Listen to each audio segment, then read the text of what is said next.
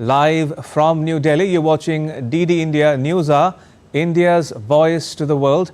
I'm Ramesh Ramachandran. Coming up in the next hour. Funeral ceremonies for Iran's President Ebrahim Raisi and his entourage begin. India declares a day's state mourning on Tuesday. Australia and New Zealand begin evacuating their nationals from New Caledonia after the French territory experienced a week of deadly riots. Israel condemns the International Criminal Court prosecutor's request to arrest its leaders over the Gaza conflict. The US calls it outrageous. And 60.09% voted in Phase 5 of India's election on Monday. Baramulla in Jammu and Kashmir records highest turnout in 35 years.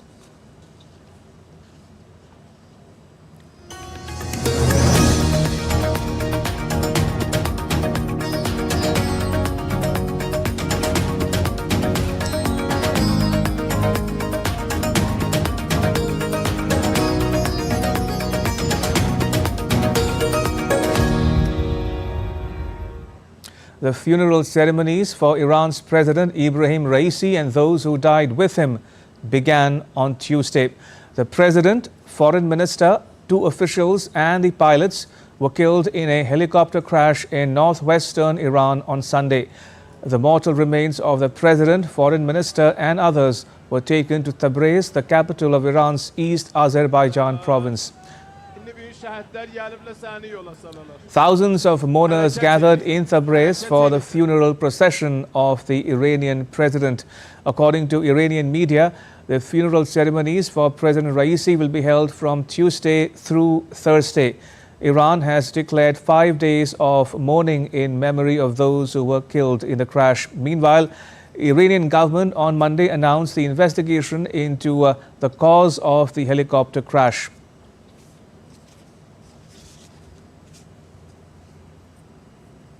Iran's government on Monday announced an investigation into the cause of the helicopter crash that killed the country's President Ebrahim Raisi. DD India's Stuart Smith gets you more from Baghdad in neighboring Iraq.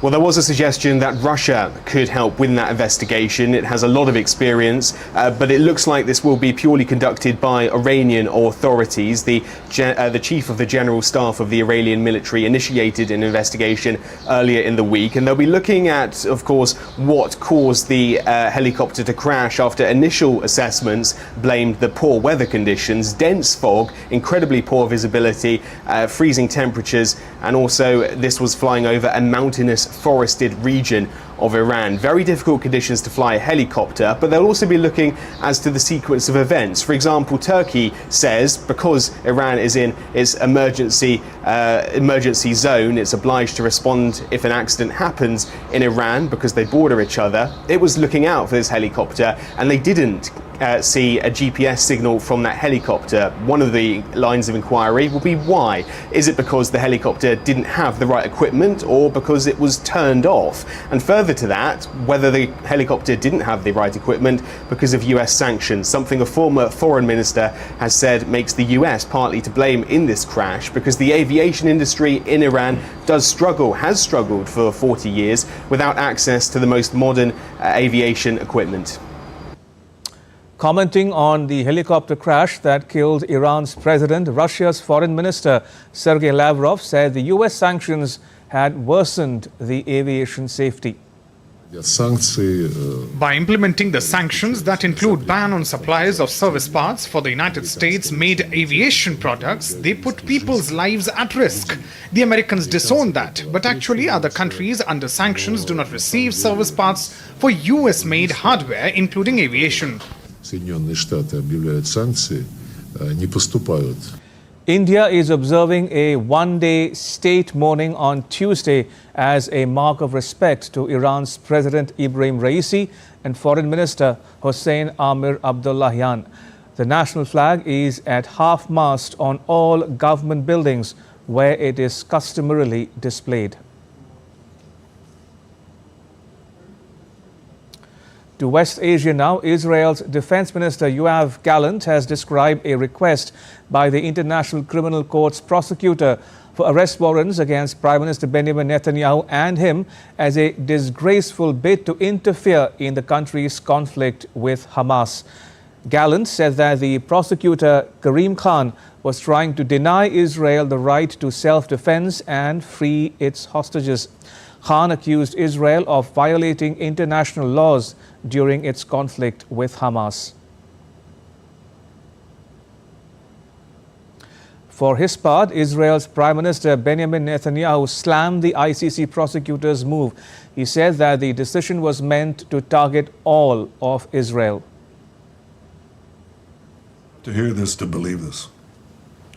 The International Criminal Court in The Hague is contemplating issuing arrest warrants against senior Israeli government and military officials as war criminals. This would be an outrage of historic proportions. International bodies like the ICC arose in the wake of the Holocaust committed against the Jewish people. They were set up to prevent such horrors, to prevent future genocides. Meanwhile, U.S. President Joe Biden rejected the ICC's application for arrest warrants against Israeli leaders, saying that there is no equivalence between Israel and Hamas. We reject the ICC's application for arrest warrants against Israeli leaders. Whatever these warrants may imply, there is no equivalence between Israel and Hamas. And it's clear Israel wants to do all it can to ensure civilian protection. But let me be clear. Contrary to allegations against Israel made by the International Court of Justice, what's happening is not genocide. We reject that. We're going to always stand with Israel and the threats against its security. UK Prime Minister Rishi Sunak has called the ICC's move deeply unhelpful, saying that it will not lead to a pause in the fighting or the release of hostages. Well, this is a deeply unhelpful development. Of course, it's still subject to a final decision, but it remains deeply unhelpful nonetheless. There is no moral equivalence between a democratic state exercising its lawful right to self-defense and the terrorist group Hamas. Russia has said that it was curious that the United States appeared ready to use sanctions against the International Criminal Court, whose prosecutor requested the arrest warrants.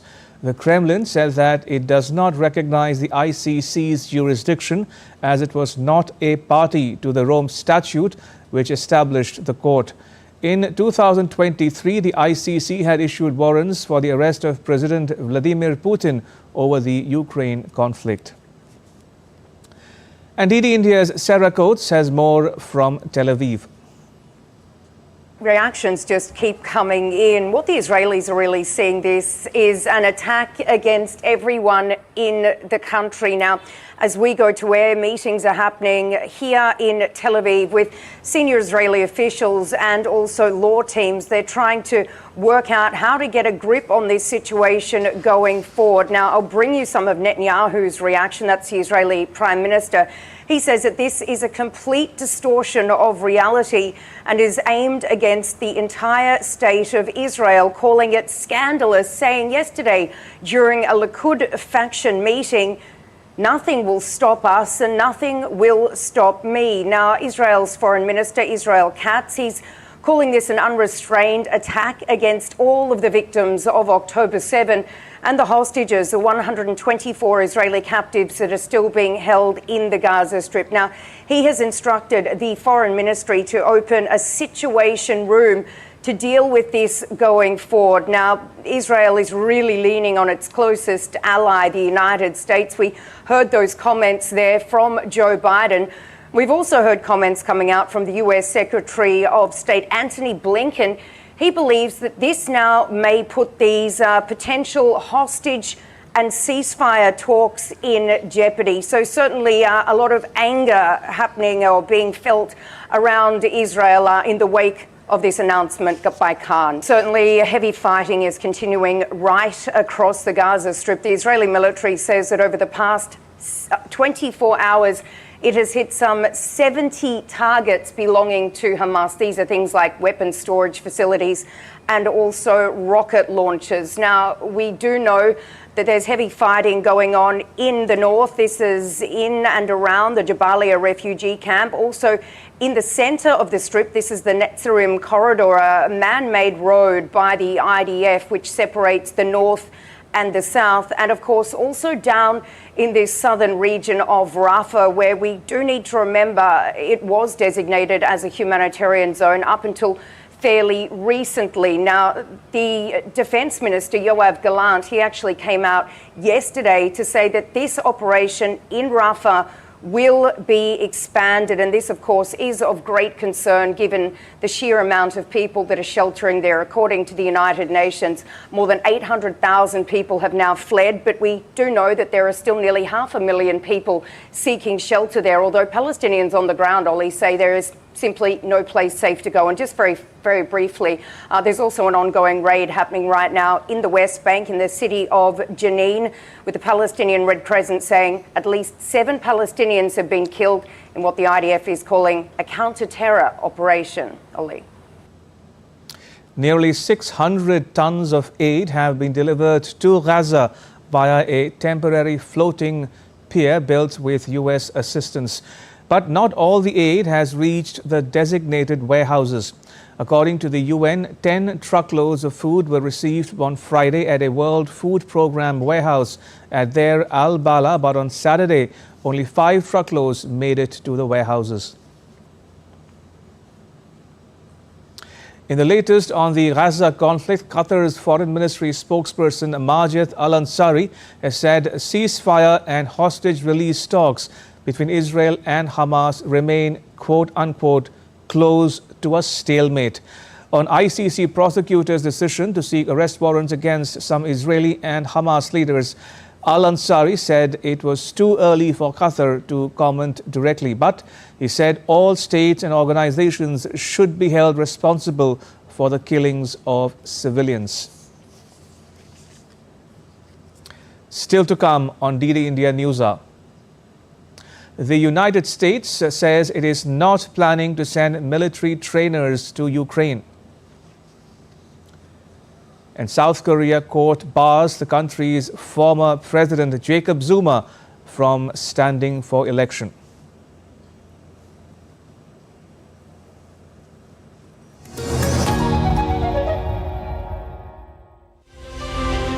As India decides in the world's largest election, we help you feel the pulse of the nation.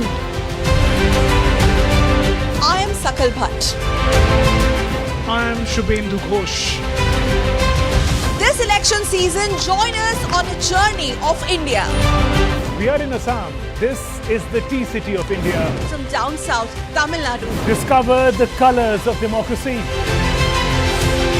Gateway to northeast of India. Coastal state of Kerala. Watch Poll Pulse on DD India. You're watching DD India News Hour. I'm Ramesh Ramachandran. The United States has said it is not planning on sending military trainers to Ukraine. A U.S. general said on Monday that it would do so only when the conflict with Russia is over. The U.S. had about 150 military trainers inside Ukraine until Russia invaded the nation in February 2022. That discussion in the context. If you go back before February of 2022, we had our U.S. military members in there working and training with the Ukrainians, and that's not the case right now. And when I said that we would be able to do that eventually, once this conflict is over and we're in a better place, then I would suspect we would be able to bring trainers back in. But right now, there are no plans to bring U.S. trainers into Ukraine. Ukraine's President Volodymyr Zelensky said he was pushing the country's partners to get more directly involved in the conflict with Russia by helping to intercept Russian missiles over Ukraine. In an exclusive interview to Reuters news agency, Zelensky said the battlefield situation in the northeast of the country is now under control after Russia's forces crossed the border and launched themselves towards the city of Kharkiv. Zelensky said that the Western allies are taking too long to decide on military support for Ukraine. He said decisions on military support for Ukraine come 1 year late. He suggested ways in which allies could help more directly, including by shooting down Russian missiles over Ukrainian territory in certain circumstances.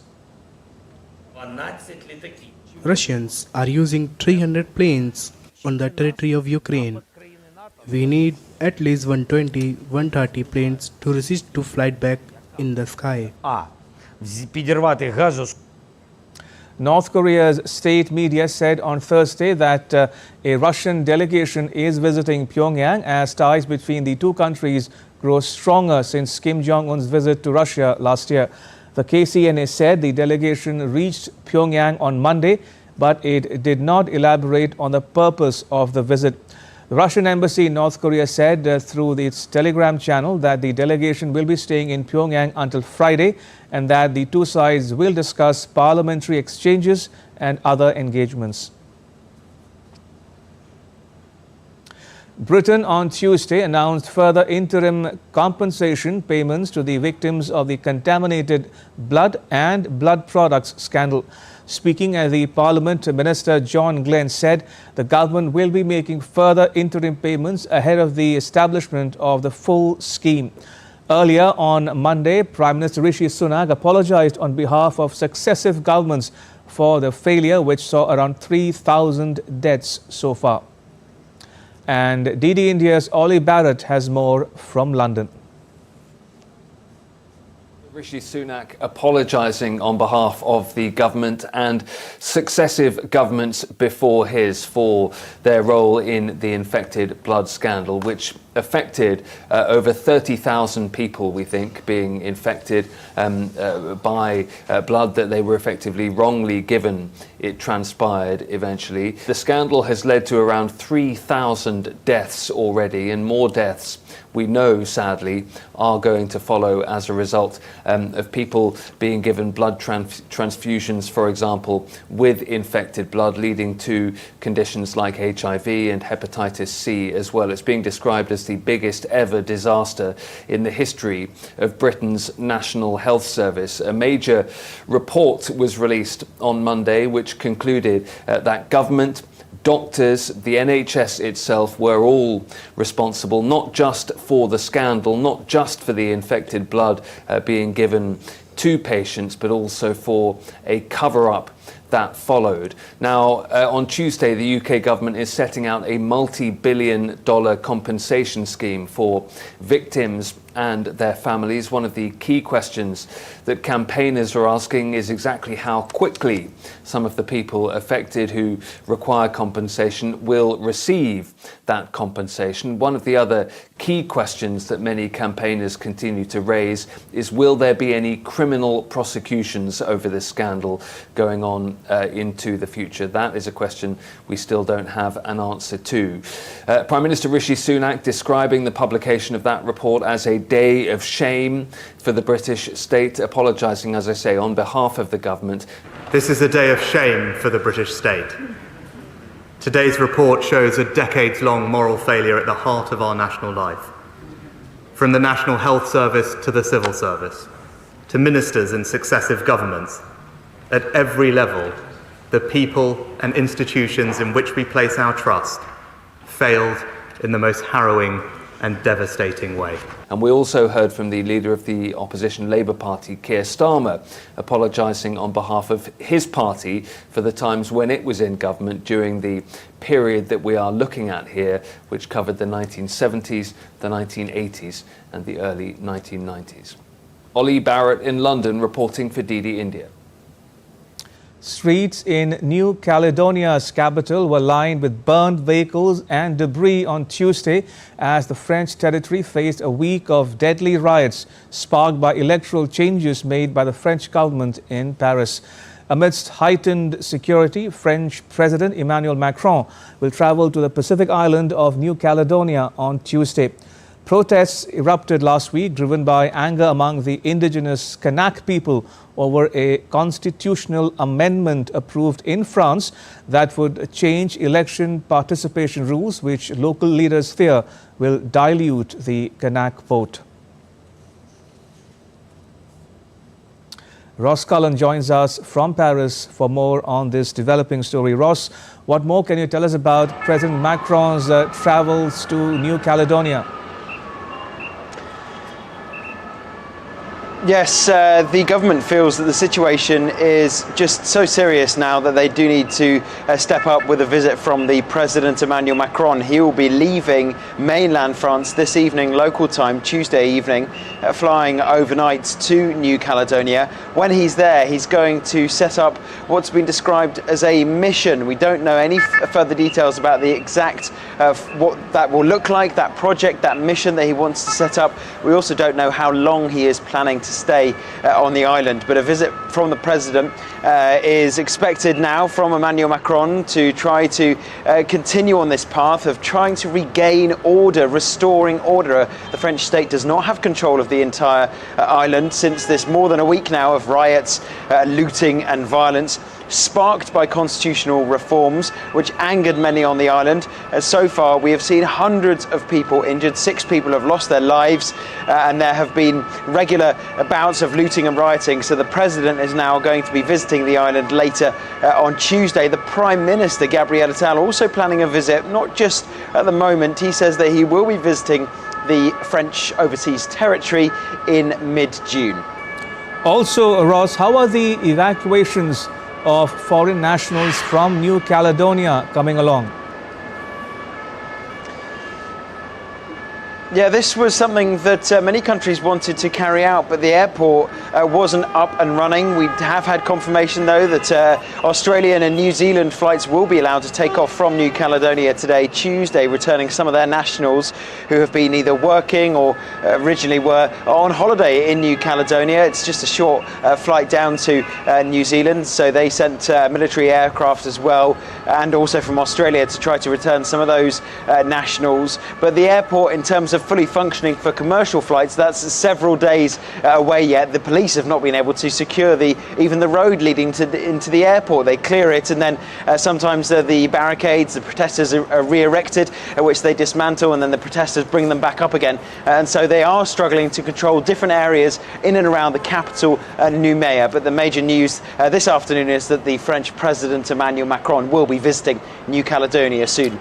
All right, Ross, thank you. Ross Cullen in Paris.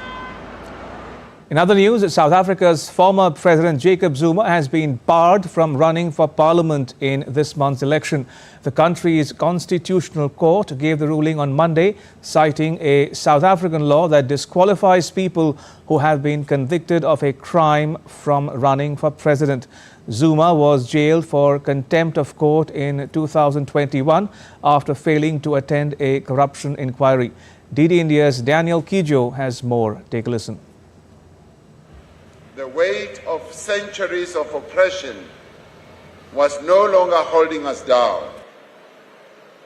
Even though our backs bore scars of the cruel lashes of those who had whipped and subjected us for more than 300 years, on that day, as a united people, we stood tall as South Africans. Today, 30 years later, we gather as a united people of all races at the same union buildings that once symbolized our pain and our oppression.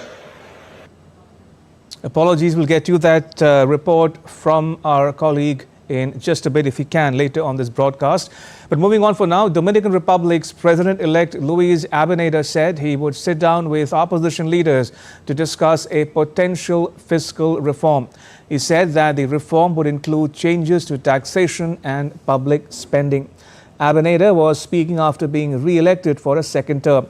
He said the imports have been hit by the violence in the neighboring Haiti. I want to say that for this conversation, we will approach the opposition leaders, but also all of Dominican society In other words, we will include the entire Dominican society. This is one of the topics we will discuss, the fiscal reform, which I repeat, has to do with the tax reform but also a public spending reform. Una reforma del gasto público. A Singapore Airlines flight from London made an emergency landing in Bangkok, Thailand on Tuesday because of severe turbulence, with one passenger on board reported dead. Local media has reported multiple injuries. Thailand media reports said there were 30 injuries, while Singapore Airlines did not specify how many people were injured. The Boeing 777-300ER plane with 211 passengers and 18 crew was headed to Singapore when it made the emergency landing, the airline said in a statement. China has imposed sanctions on 3 U.S. companies for arms sales to Taiwan. China's Ministry of Commerce announced sanctions against Boeing and 2 other defense companies on Monday. China's Ministry of Commerce placed Boeing's Defense, Space and Security Unit, General Atomics Aeronautical Systems and General Dynamics Land Systems, forbidding their further investments in the country, in addition to travel bans on senior management of the companies. The move is the latest in a series of sanctions that Beijing, has announced in recent years against defense companies for weapons sales to Taiwan. And now take a look at what else is making news around the world. A World Food Program report said food prices in Sudan in the month of April increased by 127% compared to the corresponding period last year. The soaring food prices are a result of the ongoing conflict that began between the Sudan's military and the paramilitary called the Rapid Support Forces. A Russian physicist, Anatoly Maslov, was convicted of treason and sentenced to 14 years in a penal colony. Maslov, along with others, had conducted theoretical work in areas related to development of hypersonic missiles. Plunging reserves and sliding production and exports of natural gas have deepened dollar crisis in Bolivia. Protesters took to the streets against the shortage of dollars and currency restrictions, forcing people to buy dollars in the black market at a higher cost. Also, the crisis has impacted the availability of basic amenities for the people. A 4.4 magnitude seismic storm hit Italy's Campi Flegrei, forcing residents to spend the night in tents. Starting on Monday evening, the storm continued throughout the night. Campi Flegrei is a crater-shaped volcano with more than 360,000 people residing around it. Still to come on DD India News Hour. British Prime Minister Rishi Sunak apologizes for the deaths of 3,000 people in an infected blood scandal. And India's Chief of Defence Staff delivers the 22nd Major General Sameer Sinha Memorial Lecture.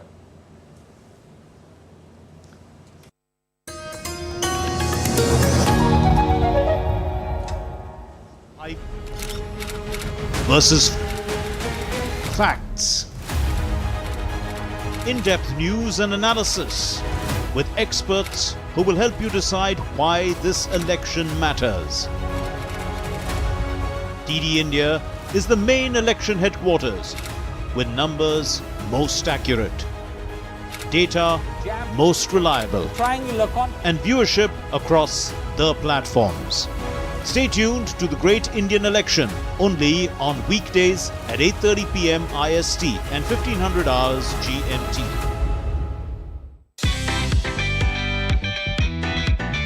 We are in Cannes, the famous city on the French Riviera. The 77th edition of the Cannes Film Festival is here. So soak into 12 days of world cinema and the hottest fashion trends. The famous 24 steps leading to the Palais des Festivals, where most of the cinema at this festival is screened, are beckoning. Join me, Munmun Bhattacharya, as I take you through all the buzz around the festival and on India's participation in it, only on DD India.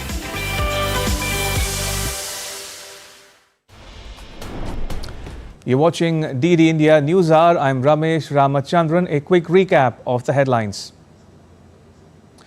Funeral ceremonies for Iran's President Ebrahim Raisi and his entourage begin. India declares a day's state mourning on Tuesday. Australia and New Zealand begin evacuating their nationals from New Caledonia after the French territory experienced a week of deadly riots. Israel condemns the International Criminal Court prosecutor's request to arrest its leaders over the Gaza conflict. The US calls it outrageous. Let's get you the latest on the world's largest elections in India.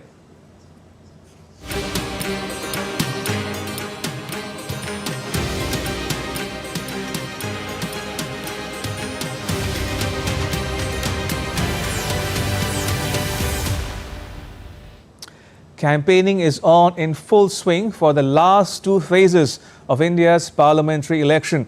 It has reached a feverish pitch as leaders make a final push to win votes. India's Prime Minister Narendra Modi addressed a rally on Tuesday at Maharajganj in Bihar. He said the opposition alliance is not a political platform but a platform of scammers. While addressing a huge public gathering in Uttar Pradesh's Prayagraj, the Prime Minister said the youth can never forget how the Samajwadi Party government in the state used to trade their dreams. सरकार में mafia गरीबों की जमीनों पर कब्जा करता था। अब उसके अवैध महल तोड़कर भाजपा सरकार वहां गरीबों के लिए घर बनवा रही है। साथियों, प्रयागराज शिक्षा का इतना बड़ा केंद्र है। यहां के युवा कभी भूल नहीं सकते सपा सरकार कैसे आपके सपनों का सौदा करती थी। मेहनत आपकी, योग्यता आपकी, लेकिन नौकरी किसी और को मिलती थी। Prime Minister Modi also held a Nari Shakti Samvad program in Uttar Pradesh's Varanasi. Chief Minister Yogi Adityanath also was present in the program.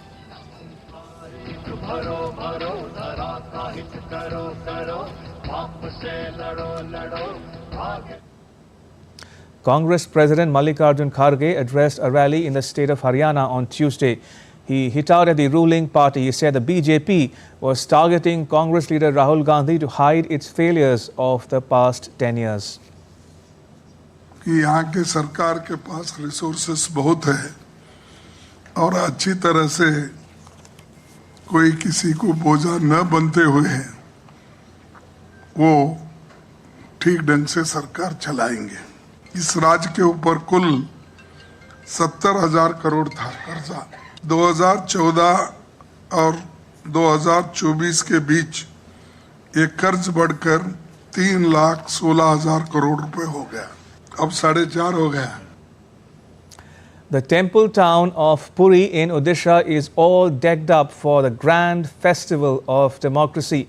The constituency will vote on the 25th of May. It is one of the most prestigious ones in the state. The Lord Jagannath Temple attracts millions every year. The election campaign of major political parties remains focused on two issues related to the temple. DD India's Ravi Dhiman reports. Prime Minister Narendra Modi during a massive roadshow in Odisha's Puri town. Prime Minister also visited the Lord Jagannath Temple. PM also met the temple servitors and promised solution to the lost keys of the temple treasury. Later in the public meetings in the state, Prime Minister targeted the Biju Janata Dal-led state government on the issue of mysterious disappearance of the keys to the Ratna Bhandar or the jewel store of the temple.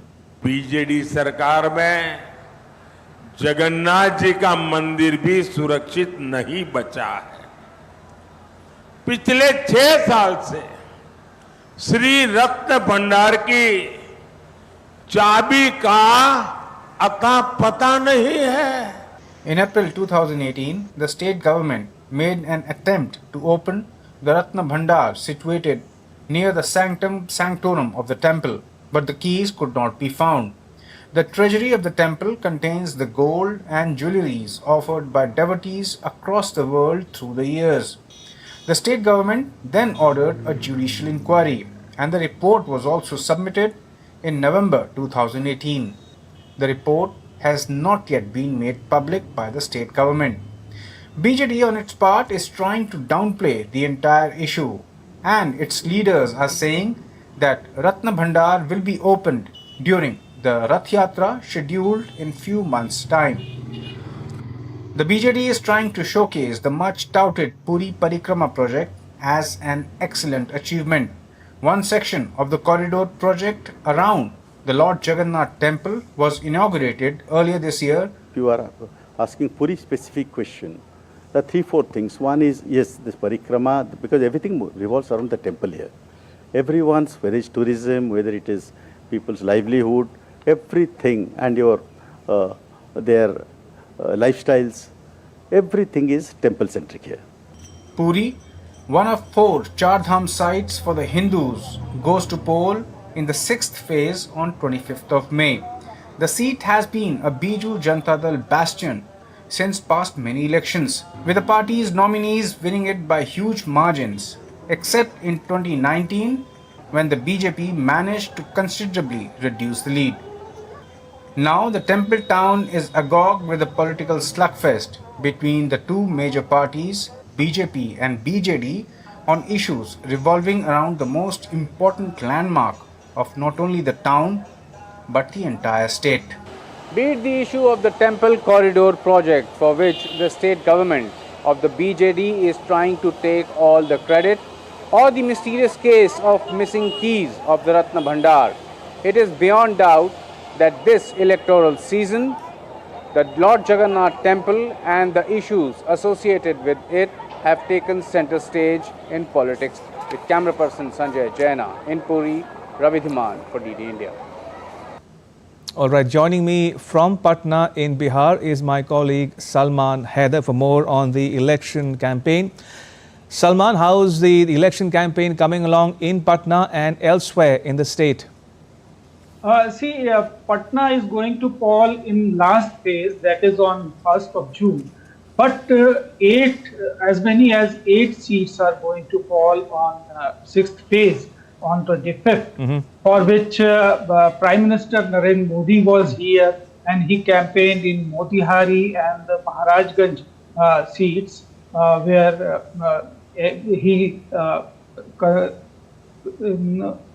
convinced for convincing for BJP and NDA candidates.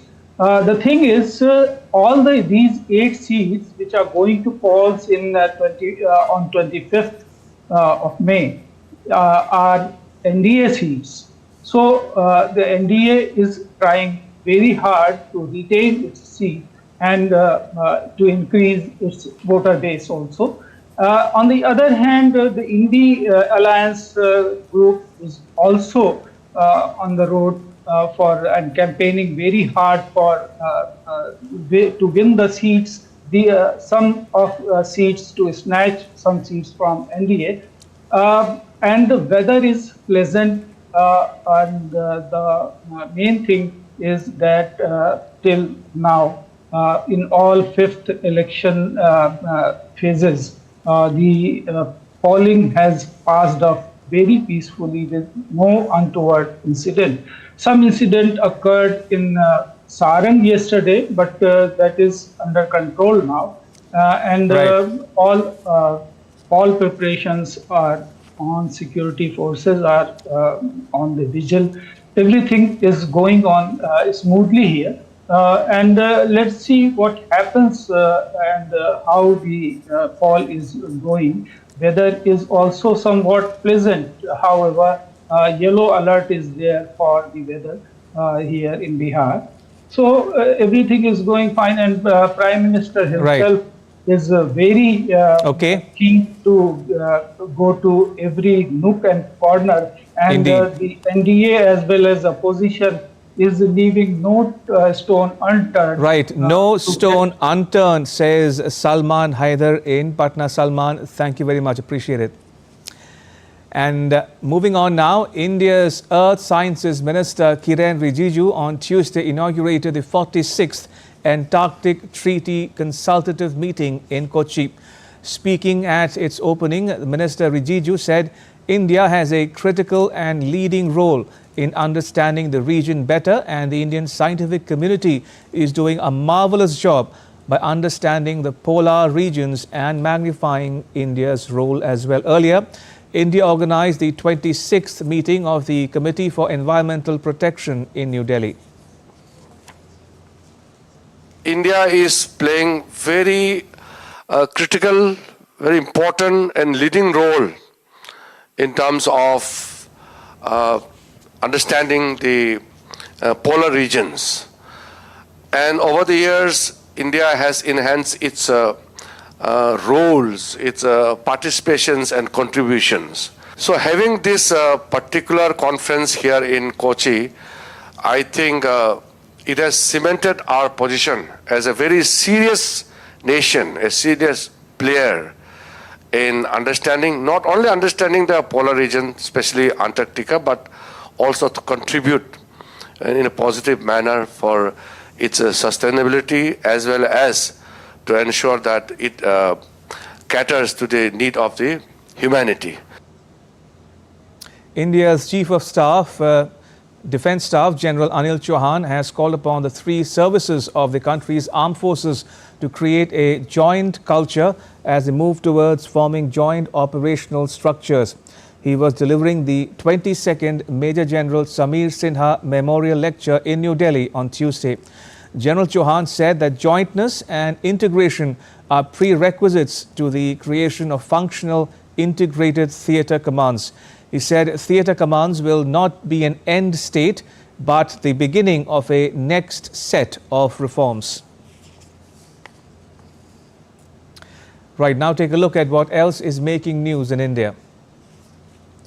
The judicial custody of Manish Sisodia, Delhi's former Deputy Chief Minister, has been extended till 31st May by a court in the money laundering and corruption cases. The prosecuting agencies had opposed any relief to Sisodia on the ground that the accused was trying to delay the process of framing of charges against him. The National Investigation Agency of India has carried out searches at 11 locations in the country in relation to a case of terror conspiracy registered in Bengaluru this year. The 46th Antarctic Treaty Consultative Meeting is being held in Kochi in the southern state of Kerala. India is set to play a pivotal role in facilitating the first ever focused discussion on regulating tourism in Antarctica. India has been a consultative party to the Antarctic Treaty since 1983. The government of Uttarakhand state has stopped offline registrations till 31st May to tackle a heavy rush of devotees of the Char Dham Yatra. The government has not stopped online registrations though. Online, the pilgrims will get a date only after the 20th of June because online registration slots are full till then. And still to come on DD India News Hour. South Korea and the UK are co-hosting a global AI summit in Seoul.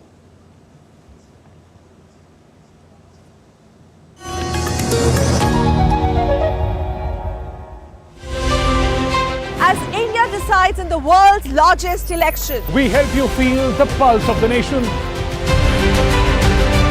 I am Sakal Bhatt. I am Shubhendu Ghosh. This election season, join us on a journey of India. We are in Assam. This is the tea city of India. From down south, Tamil Nadu. Discover the colors of democracy. Gateway to northeast of India. Coastal state of Kerala. Watch Poll Pulse on DD India. You're watching DD India News Hour. I'm Ramesh Ramachandran. In other news, 16 companies involved in artificial intelligence, including Alphabet's Google, as well as companies from China, South Korea, and the United Arab Emirates, have committed themselves to safe AI development as South Korea and Britain host a global AI summit in Seoul. The companies pledged to publish safety frameworks on how they will measure risks of frontier AI models. They have also committed themselves to not developing or deploying AI models if the risks cannot be sufficiently mitigated. And DD India's John Beaver reports from London.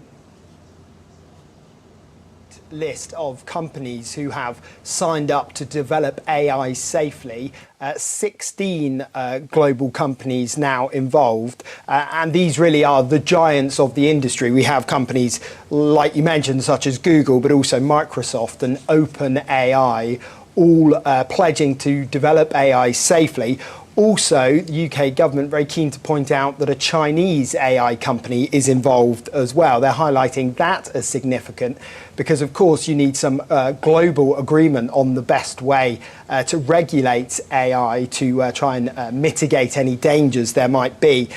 Balancing safety versus progress is how a lot of the AI experts are currently weighing up this effort to try and regulate the industry. We've seen AI assistants being unveiled over the last days and weeks, and so there's always a concern that any regulation will fail to keep up with the rapid pace of change in this industry. The UK is really attempting to position itself as a world leader in AI. I was at the AI summit in Bletchley Park back in November, where a framework was announced to test these AI models, and the summit in South Korea is really building on that. There is, of course, a lot of concern about the misuse of this technology by what they call bad actors for things such as trying to influence elections. So certainly the UK government and the South Korean government very keen to say that progress has been made when it comes to regulating AI. A hailstorm flooded streets in a city in Poland. Western and southeastern Poland witnessed heavy rains. The country's weather agency described the storm as violent and that it would continue till Tuesday. Vehicles grappled to pass through the flooded streets as hailstones swelled the roads.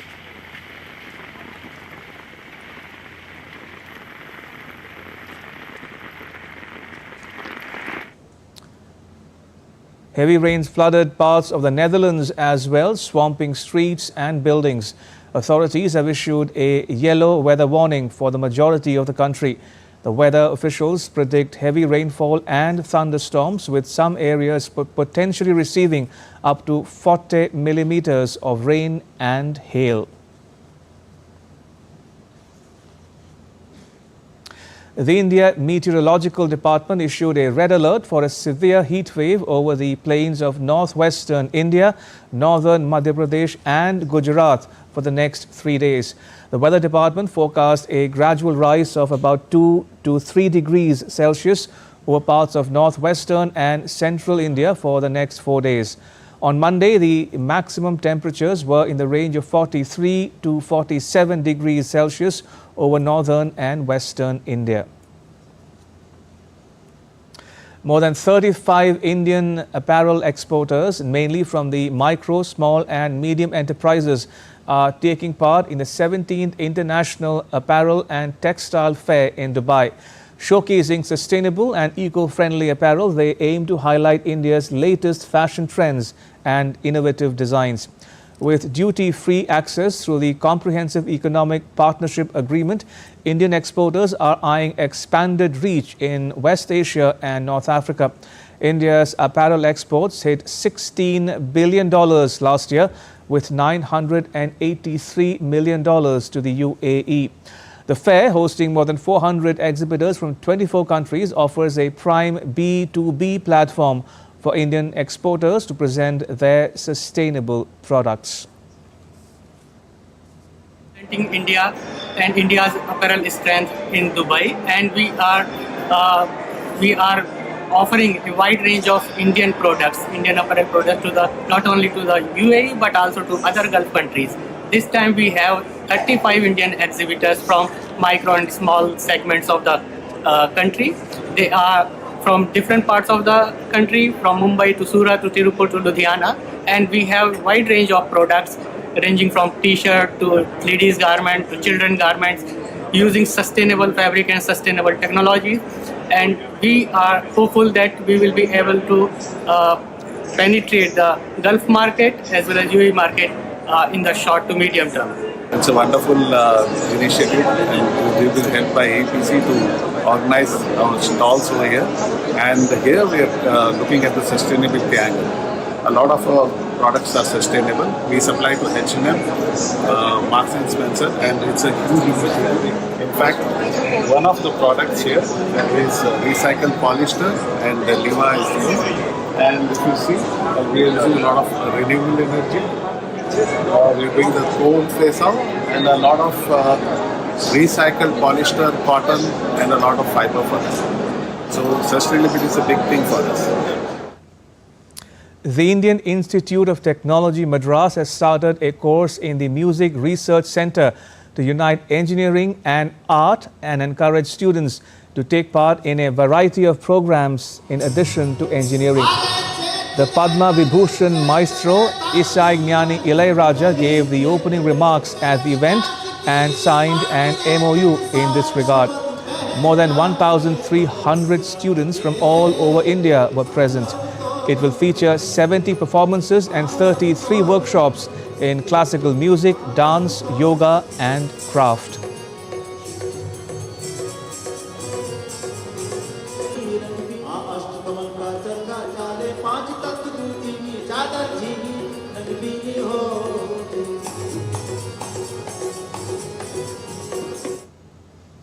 An Indian cinematographer, Santosh Shivan, would be honoured at the Cannes Film Festival on the 24th of May. He will become the first Indian to be conferred this distinction.